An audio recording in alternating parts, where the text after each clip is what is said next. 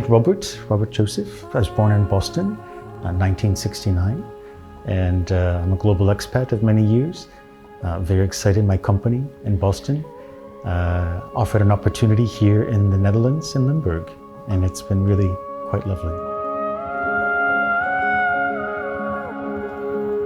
I've lived in 3 continents, many cities.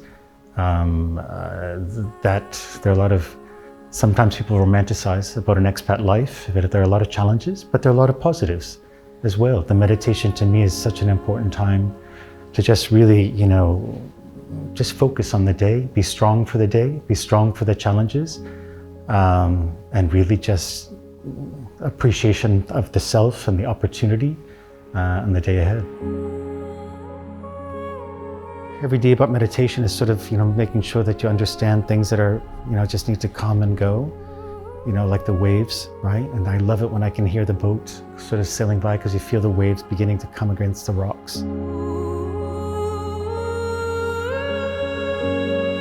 The dialogue now is so important in sustainability, environment, climate, and respecting resources. All the more reason to celebrate the Maas. And then you see like the danger, like the flooding.